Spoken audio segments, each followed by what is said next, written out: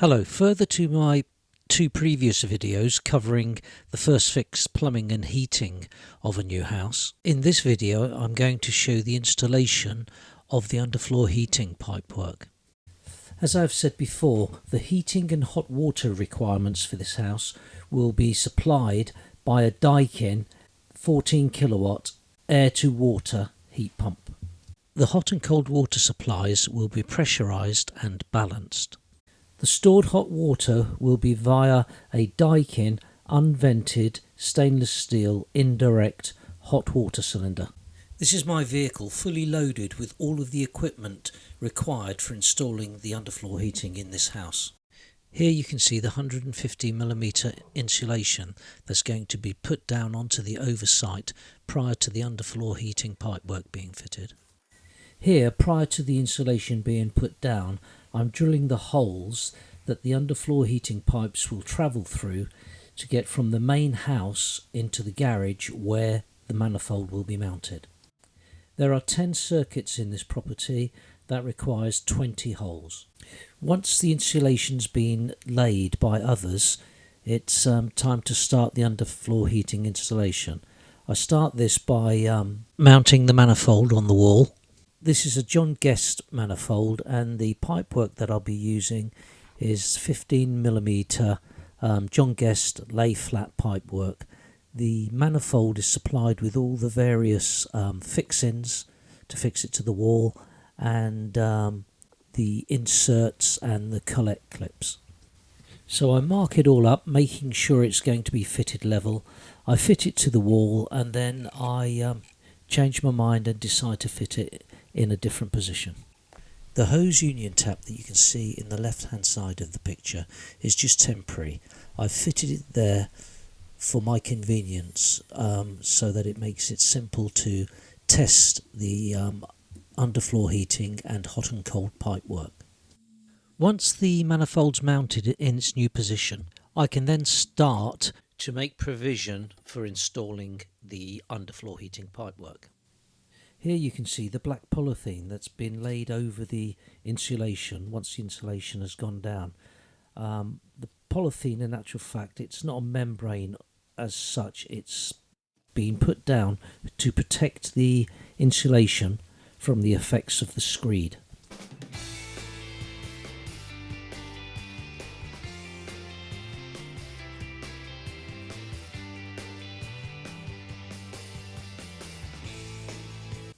Before I can think about unwrapping and starting to lay the pipe down, I've got to fit this clip rail. I always use this clip rail because it's, as I'm doing it on my own, it makes it easy for me to run the pipe in at reasonable lengths before I have to start stapling it.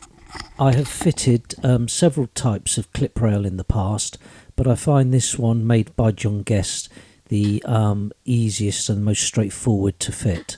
You just basically lay it down. It has got adhesive strips on the back, but I don't find those very effective. So I lay it down at about 2 metre to 1.5 metre intervals, depending on the size of the room, and then I just fix it in place with some of the pipe staples. The positioning and spacing of the clip rail is not a precise science. I just use my own judgment and experience. There's no fancy equipment or tools to cut the clip rail to length. I find I just have to snap it where I need it, and it breaks quite readily.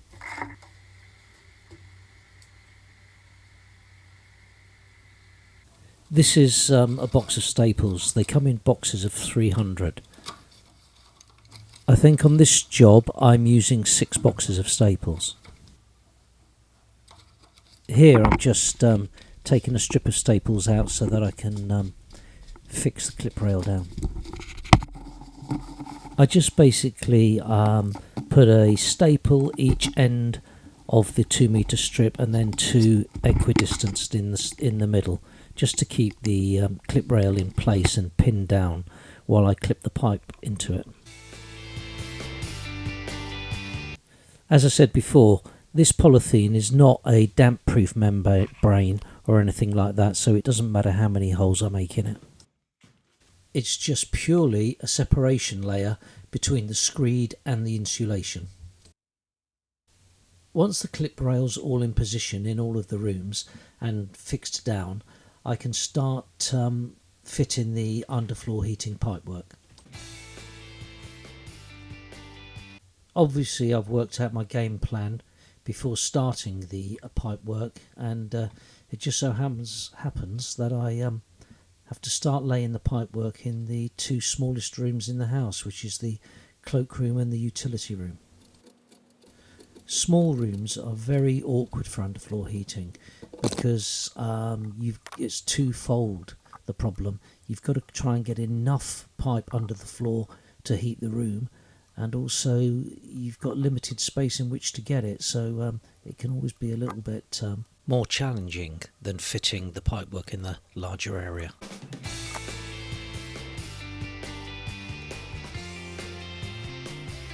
Whenever I cut the pipe, the first thing I do is tape the end over to prevent any debris entering the pipe. When I've completed a particular circuit, I return the pipe back to the manifold for connection. I feed the pipe through one of the previously drilled holes. I then slide on a bend former.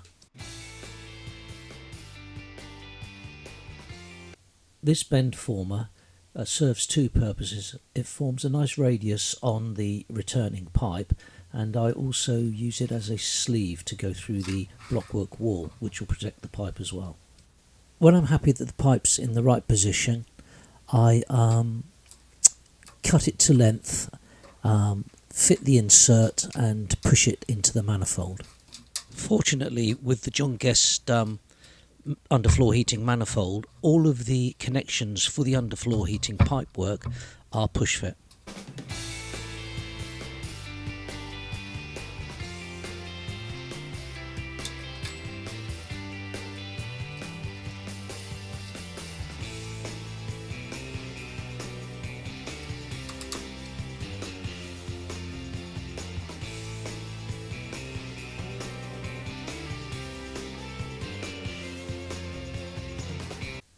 Large areas are easier to fit the pipe than the smaller areas, as I said before, and in this area, which is the kitchen stroke family room, there are 4 circuits at approximately 100 metres each.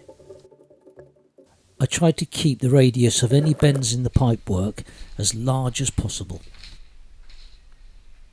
In this room, where the pipework is away from the wall, and in the middle here there's an area that's where the kitchen units are ultimately going to go, and the island, which will be more or less in the middle of the kitchen area.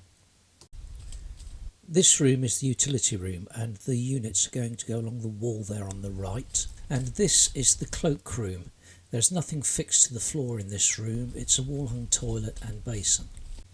This large room is what I would call the family room, and it has the kitchen at the back. The dining area is just here on the right, and these two rooms combined have 500 metres of pipe within the thickness of the floor. What you can see here is the hallway, how it's taken up with all the supplies to the other rooms. This is the living room, and I'm about to start laying the pipe in this room. This room, in actual fact, will take 300 metres of pipe.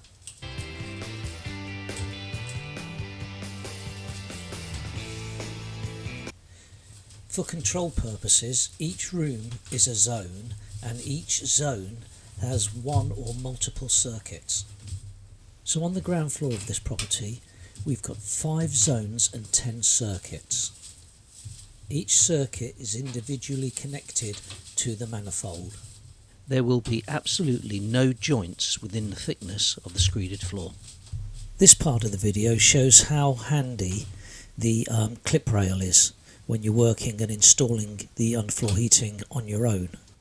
So I initially click the pipe into the clip rail to get the spacing right and basically to hold it in place, and then once I've more or less completed a circuit, I then use the staples to secure the pipe properly.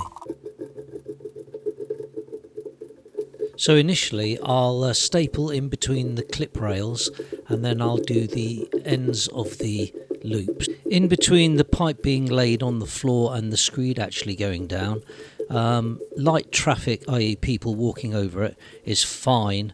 What we avoid is other trades working with tools which might potentially damage the pipework.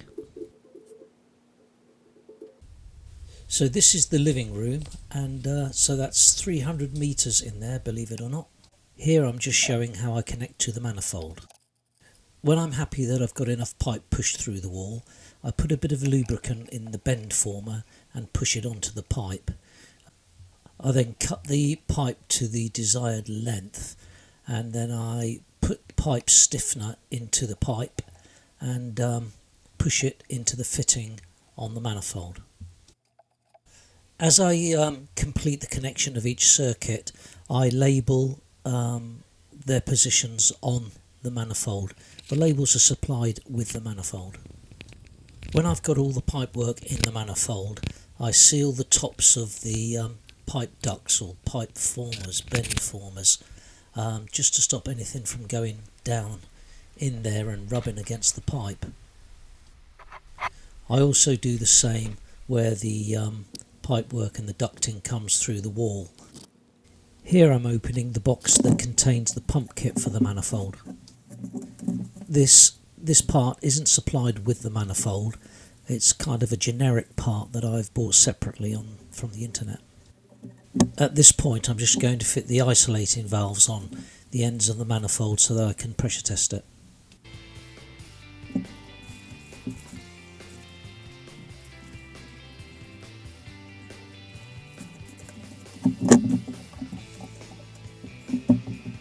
Here you can see I've got the manifold connected to the water main via a long washing machine hose, and I've got it open fully, and what I'm doing here is I'm opening the flow meters, as it were, on the manifold, and I'm opening on all the caps to let the water start flowing through all the individual circuits.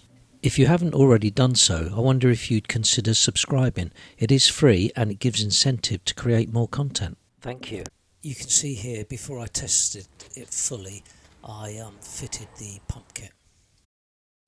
When the main has stopped filling, and the main here is 5 bar pressure, I then take the manifold up in pressure to 6 bar. And I leave it at 6 bar until the screed is completed. Once again I've made up a cover to protect the manifold from other trade damage.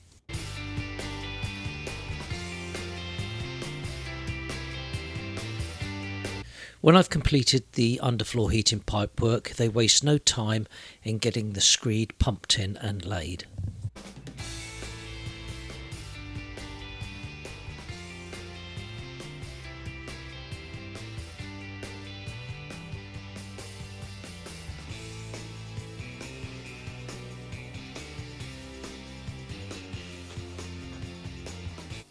This is the screeder just power floating the final parts of the screed and making his way out of the building. At the moment the heat pump is unable to be installed, so the builders asked me to install a temporary heat source so that we can make use of the underfloor heating. The solution that I've come up with is to fit an ordinary open vented cylinder and use the hot outlet on the cylinder as the flow and the secondary return tapping as the return to and from the underfloor heating manifold.